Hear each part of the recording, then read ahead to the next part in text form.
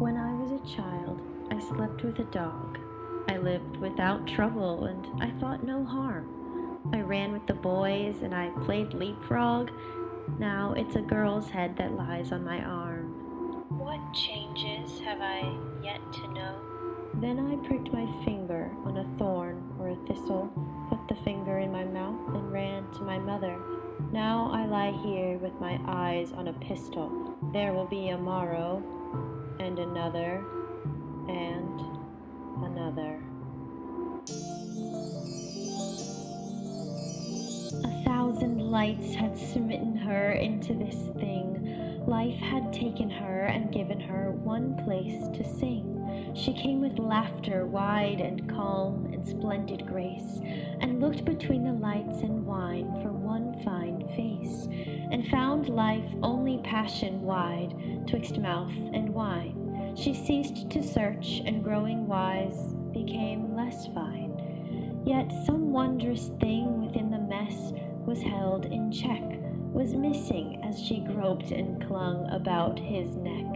One master chord we couldn't sound, for lost the keys, yet she hinted of it as she sang between our knees. So she stands nude, stretching dully. Two amber combs loll through her hair. A vague molested carpet pitches down the dusty length of stair. She does not see, she does not care, it's always there.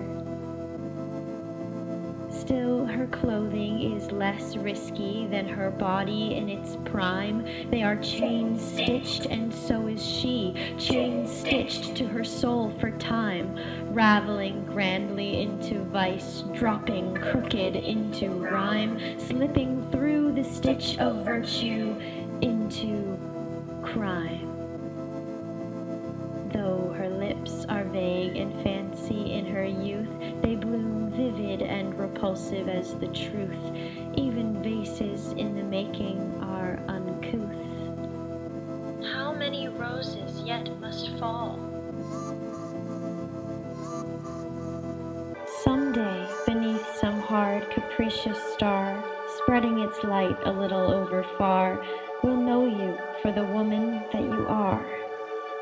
For though one took you, hurled you out of space, with your legs half strangled in your lace, you'd lift the world to madness on your face.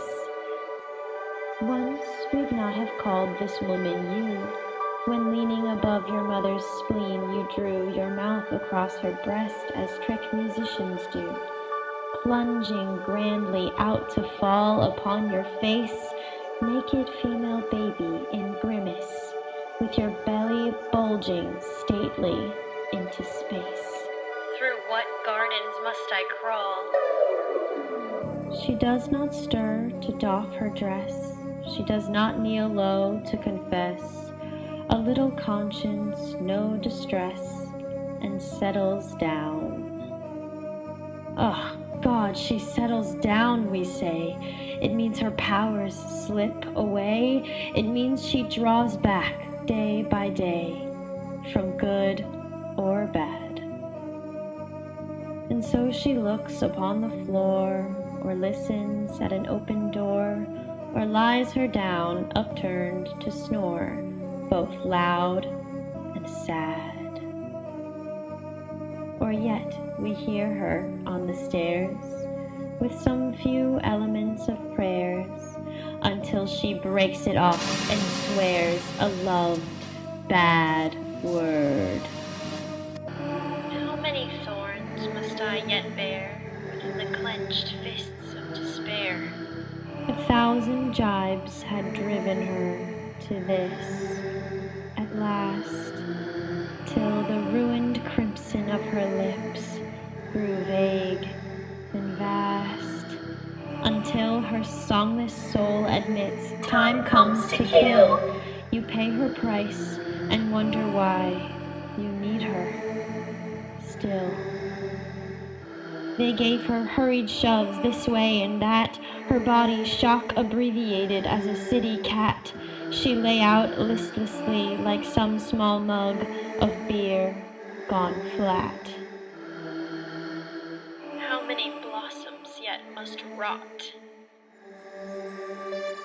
I am the woman, it is I. Through all my pain I suffer peace. Through all my peace I suffer pain. This insufficient agony, this stress of woe I cannot feel. These knees that cannot bend to kneel. A corpse that flames and cannot die. A candle with the wick torn through. These are the things from which I grew into the woman whom you hate. She whom you loved before you knew.